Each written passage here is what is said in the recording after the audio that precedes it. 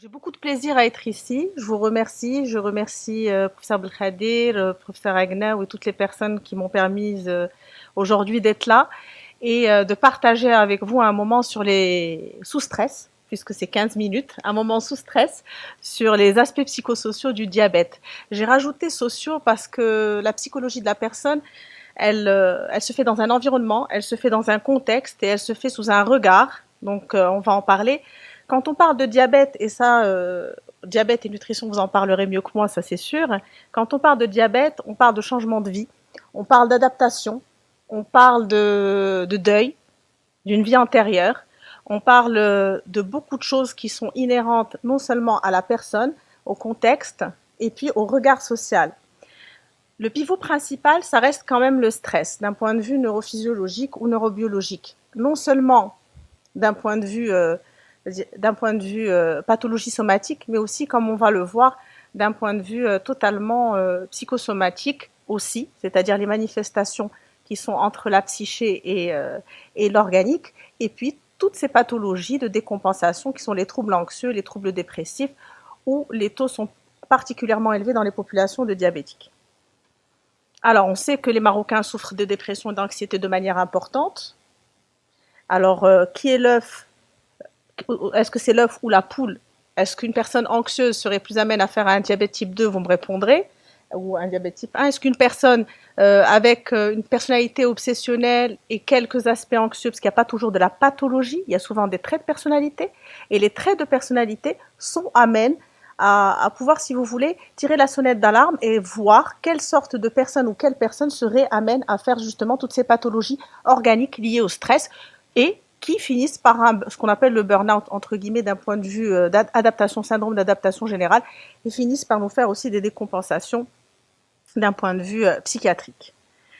Alors, vous voyez bien la partie émergente de l'iceberg. Quand vous annoncez un diabète à un patient, c'est tout le côté justement psychosocial. Il y a d'abord cette nouvelle. Qu'on le veuille ou non, dans notre société, on est extrêmement stigmatisant, on est dans une société violente par rapport à la maladie. On est beaucoup dans le tabou, et puis de toute façon, quand on parle de diabète, on parle de tard.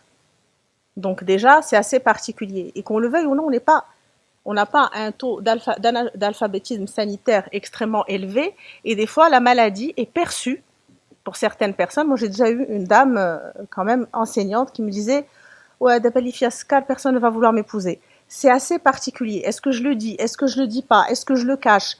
Et j'ai eu une patiente aussi très anxieuse, comme on dit chez nous, hara, très obsessionnelle, avec une très belle carrière, qui a vécu 11 ans sans parler de son diabète à son mari. Donc c'est assez particulier. On dit qu'il y a une levée de tabou et qu'on parle de certaines pathologies facilement, mais quand on vient au corps à corps avec toutes les pathologies chroniques, où il va falloir une adaptation sur le long terme, c'est plus difficile. Donc c'est un modèle plutôt biopsychosocial. On va essayer d'aller le plus rapidement possible parce que j'avais prévu plus de temps.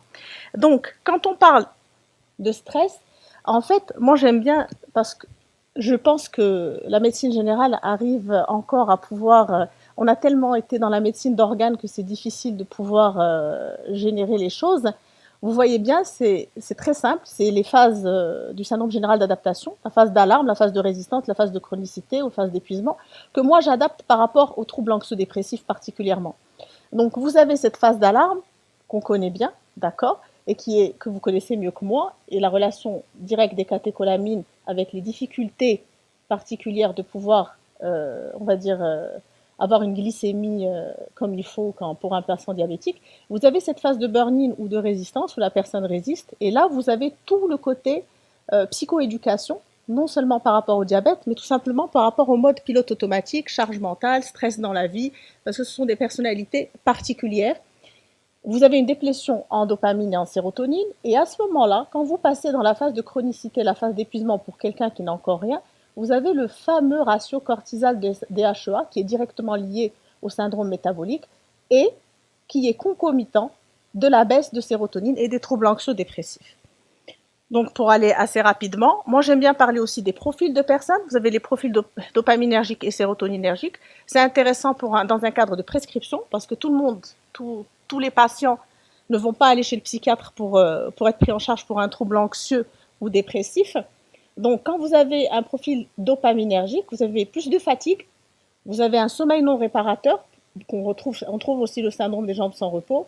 Le besoin de stimulants, c'est des personnes qui vont prendre par exemple 10 tasses de café par jour, qui sont tout le temps en train d'essayer de se booster, ou vers 17 heures, ils ont envie de sucre, ça on va en parler.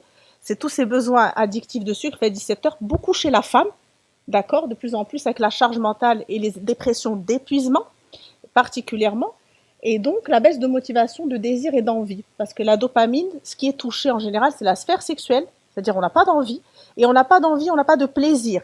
Vous n'avez pas les syndromes dépressifs ou anxieux tels qu'on les lit. Ça, c'est une personne qui réagira jamais bien à un antidépresseur sérotoninergique, comme on connaît. C'est une personne à laquelle il faudra plus donner un dopaminergique, comme le bupropion par exemple, qui n'est pas classique. Je suis désolée, je vais directement sur les... qui n'est pas classique. Et ce sont aussi les profils de personnes qui sont en général génératrices d'addiction au sucre et de troubles du comportement alimentaire, particulièrement les binge eating disorder, qui sont qui font partie du night eating syndrome, c'est-à-dire c'est les personnes qui vont se lever la nuit et qui vont avaler des grandes quantités de sucre et puis aller se rendormir. Et il y en a même qui vont vous dire qu'elles ne se rendent pas compte quand elles se lèvent. Parce qu'il y a des personnalités, c'est surtout les femmes, des personnalités histrioniques, qu'on disait avant hystériques, qui vont vous dire assez anxieuses et assez particulières. Et la restriction cognitive avec la pathologie ne va pas aider. Parce que ce qui se passe sur une personnalité à tendance dopaminergique, vous allez lui dire qu'elle a un diabète, elle doit prendre un traitement, il y a des règles d'hygiène, il y a des règles de vie, il y a un changement de vie, il y a un deuil d'une vie antérieure, donc il y a tout un trouble d'adaptation qui normalement est normal, qui va durer quelques mois, qui ne doit pas dépasser 6 mois, parce que c'est à ce moment-là qu'on tombe dans la pathologie.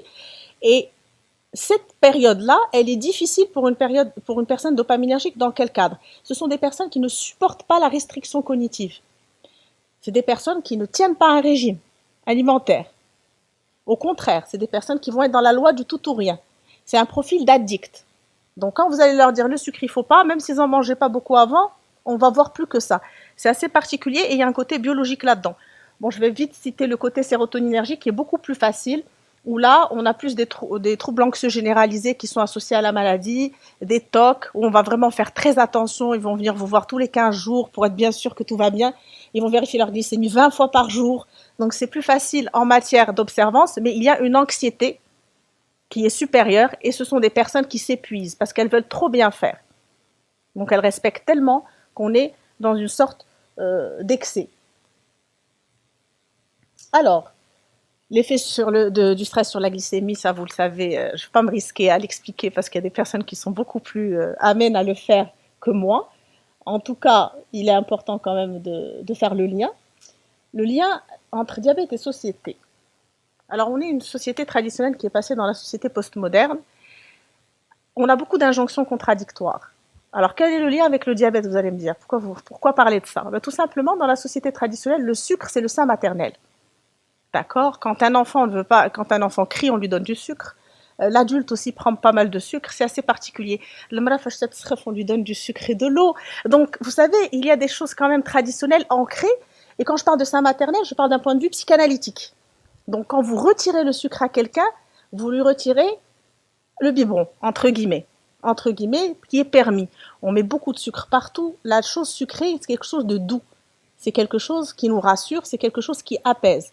Donc, retirer quelque chose qui traditionnellement a une saveur de notre enfance ou a une saveur protectrice, c'est difficile pour la personne, de manière inconsciente. C'est très difficile pour la personne. D'un autre côté, on est dans une société postmoderne, on a traversé de manière très rapide, et on a les inconvénients des deux. Donc, on a les inconvénients de la société traditionnelle, et on a les inconvénients de la société postmoderne. Je vais donner un exemple très simple.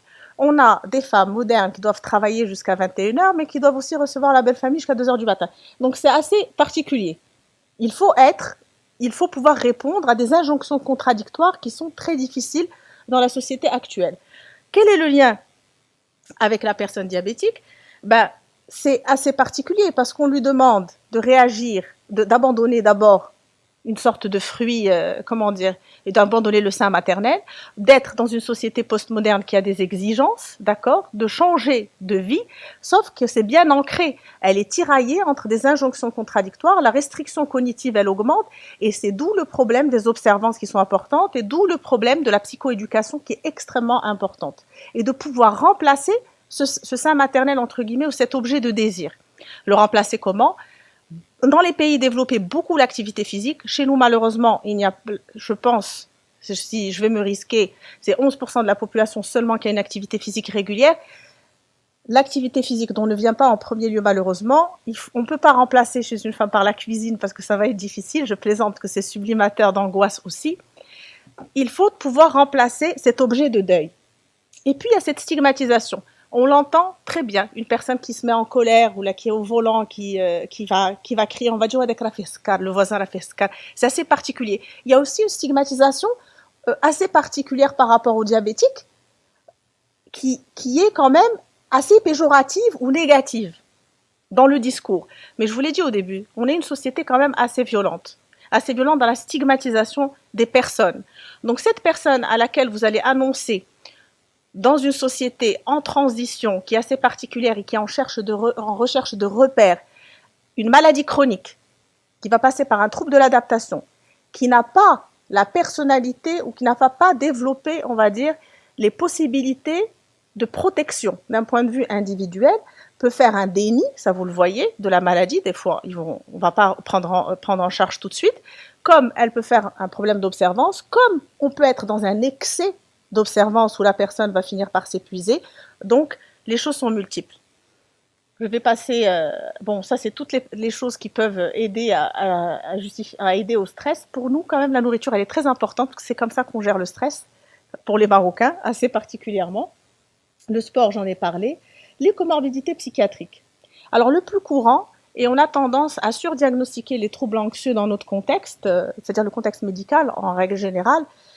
Avant 6 mois, ce n'est pas un trouble anxieux, ce n'est pas pathologique. Quand vous avez une maladie chronique qui a été annoncée, quelle que soit la maladie chronique, il y a un trouble de l'adaptation qui va normalement ne pas dépasser les 3 à 4 mois, où il faut un accompagnement, où il faut pouvoir être dans l'acceptation, donc sortir du déni, être dans l'acceptation de la maladie et pouvoir mettre en place des règles de vie, d'une nouvelle vie, où il faut bien entendu pouvoir faire cette balance décisionnelle entre la positivité des choses, pouvoir trouver aussi ou générer des choses positives à travers la maladie, comme de l'activité physique, etc. C'est plus facile avec les jeunes qu'avec les adultes, ils sont plus adaptables.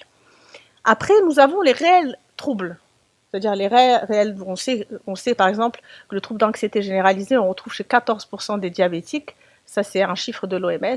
Donc, ce sont des choses qui en général vont ensemble. Mais moi, quand même, j'aime bien dire une chose, ce n'est pas n'importe quelle personnalité qui a un diabète qui va vous faire un trouble d'anxiété généralisée ou qui va vous faire un trouble de l'adaptation. Il y a une fragilité à la base qui est épigénétique, qui vient de l'environnement et qui vient de la génétique de la personne, parce que ce sont des choses qu'on hérite. Alors donc j'ai parlé du trouble de l'adaptation, j'essaie d'aller le plus vite possible. La personnalité est importante parce qu'il y a une personnalité particulière, particulièrement dans notre contexte. On est dans le rejet de la maladie chronique et on est dans la magie. On est dans la magie dans quel sens ? On cherche le remède magique. On n'aime pas les maladies chroniques, on cherche la plante magique, on est persuadé que si on prend du pamplemousse le matin, on n'aura plus de diabète. Il y a plein de choses assez particulières qui font qu'on fuit les réalités. Et quand on est dans une population qui fuit la réalité et qui n'aime pas mettre les mots sur les choses. Dans la preuve, quand on parle de cancer, on ne cite jamais le mot. Quelque chose qui est très tabou dans les familles marocaines. On dit juste la maladie. Donc c'est assez particulier, c'est des choses qui reviennent pour toutes les maladies chroniques. Alors les troubles du sommeil chez le diabétique sont assez courants. On a vu tout à l'heure, donc ce problème de cortisol élevé, le ratio de cortisol DHEA aussi a on va dire un lien avec la sérotonine basse. Qui dit sérotonine basse dit pas de mélatonine, dit pas de sommeil. Beaucoup ont tendance à prescrire de la mélatonine. Vous avez dû remarquer, ça marche pendant 1 ou 2 mois, après ça ne marche plus. Parce que si vous ne mettez pas un sérotoninergique, si vous ne remontez pas la sérotonine, eh ben vous aurez du mal de toute manière et à réguler la glycémie pour le patient qui a une anxiété, on va dire une insomnie d'endormissement qui est liée à l'anxiété ou au trouble anxieux, souvent, et puis c'est multi-réveil dans la nuit. On trouve rarement chez le diabétique l'insomnie de fin de nuit qui, elle, est beaucoup plus dans des dépressions graves avérées. Donc l'addiction au sucre, après, maintenant qu'elle est officiellement répertoriée dans le DSM-5, elle existe. Le sucre et la cocaïne, c'est pareil, je m'avance. D'un point de vue récompense, donc quand on donne du sucre avec de l'eau à un enfant pour qu'il supporte un vol en avion, j'ai vu ça, hein, de manière importante, ben on crée un cerveau d'addict, c'est un cerveau qui réagit bien à la dopamine. Et un cerveau qui réagit bien à la dopamine, ben il va aimer les jeux vidéo, il va aimer les substances plus tard, etc. Donc c'est très important de pouvoir faire aussi ce lien. Et l'addiction au sucre existe. Vous avez les profils dopaminergiques qu'on retrouve particulièrement chez les femmes qui vont... vous avez ce genre de patients qui vont vous dire « mais moi j'aime pas manger la journée ». Ils n'arrivent pas à faire aller les 3 repas, les 2 collations et tout ça. Ils n'aiment pas manger la journée si je me les chiens. C'est à ce moment-là qu'ils ont faim. Mais en fait, les échelles de satiété et les échelles sont complètement, dénaturées. Ce sont des personnes qui n'ont plus les sensations de faim. La sensation de faim, elle correspond à une sensation d'angoisse. D'accord? Et la sensation d'angoisse de la tombée de la nuit, vous l'entendez, moral asr tanzir, en général, ce sont des personnes qui se mettent à manger ou qui font un premier repas à partir de 17 ou 18 heures. Ce sont surtout des femmes, ce sont des profils dopaminergiques et c'est de la compulsion. Il y a beaucoup de compulsions et là aussi ça se traite d'un point de vue accompagnement, mais sincèrement médicamenteux c'est beaucoup plus facile et des dopaminergiques, surtout pas les sérotoninergiques, ils ne marchent pas. Donc la restriction cognitive, on en a parlé un petit peu tout à l'heure par rapport au fait d'être assez souple par rapport au discours, parce que quand on dit à un patient avec un changement de vie, une entrée dans la chronicité, si on lui pose les choses de manière assez rude ou crue, on peut le perdre pendant un moment et puis va revenir, va être dans un état assez particulier. On est dans ce déni. Donc des fois, il faut d'abord une alliance avec le patient et peut-être lui annoncer les choses plus doucement, sur 2 ou 3 fois. On n'a pas toujours le temps, mais pour les patients et pour ne pas les perdre, c'est quand même beaucoup plus, on va dire, c'est plus doux. C'est plus doux parce que c'est assez agressif d'annoncer la maladie chronique et on a du mal avec ça. Alors, le suivi psychologique du diabétique, c'est l'acceptation de la maladie. C'est le plus difficile. Il y en a qui passent 20 ans et qui n'acceptent toujours pas la maladie. Donc, c'est assez particulier. C'est assez particulier, mais c'est gérable. L'acceptation de la maladie, il faut montrer les avantages et les inconvénients. Vous allez me dire quels sont les avantages du diabète. Il faut dire que c'est un régulateur. C'est un régulateur dans quel sens? Dans le sens où on ne va pas lâcher, c'est un régulateur, c'est comme avoir quelqu'un qui va poser les balises par rapport aux différents risques organiques, se faire l'avocat du diable quelque part, et puis accompagner ces gens par rapport à leur personnalité. Parce que les patients, on a l'impression que tous ils se ressemblent, mais en fait ils ne se ressemblent pas. Ce sont des personnalités particulières avec des fragilités particulières. Et des fois l'écoute. Je veux dire, on n'est pas tous les médecins font de la psychothérapie d'une certaine manière. L'écoute est importante au début et l'alliance est importante parce que vous voyez dans nos populations c'est assez particulier. Ils risquent d'être observants et puis d'être dans une logique de soins sur le long terme juste parce qu'ils aiment leur médecin. On n'est pas dans les pays scandinaves, c'est assez particulier, on est dans les liens affectifs et dans ce lien affectif, le créer avec son médecin, c'est toujours important. Et puis il y a toute l'éducation à la vie du diabétique, il y a des spécialistes pour ça. Les troubles sexuels et le diabète, c'est extrêmement important, c'est quelque chose qu'on occulte devant la maladie chronique. On ne parle pas de santé sexuelle, pourtant, moi je reçois beaucoup de patients diabétiques qui se sentent mal. Ils auront plus de facilité à en parler à un psychiatre, mais combien vont en parler à un psychiatre? On est 300 psychiatres, tous les diabétiques ne vont pas voir un psychiatre, donc ils doivent en parler à leur médecin de référent. Et c'est quand même important de leur expliquer, particulièrement aux hommes, parce que dans notre société, c'est quand même important, qu'une hémoglobine glyquée qui est inférieure à 7, on n'a pas de trouble d'érection, ce genre de choses. Ça pourrait être aussi on va dire des facteurs de médecine, enfin de facteurs de prévention par rapport à certaines décompensations diabétiques. Sinon, il y a beaucoup de traitements actuellement efficaces parce qu'il y a beaucoup de plaintes chez les patients diabétiques par rapport aux troubles sexuels. La clé, d'un point de vue psychologique, c'est la réduction des risques. La réduction des risques par une psychoéducation, mais il faudrait y aller par la base, c'est-à-dire une société moins violente, moins agressive et une maladie chronique plus acceptée.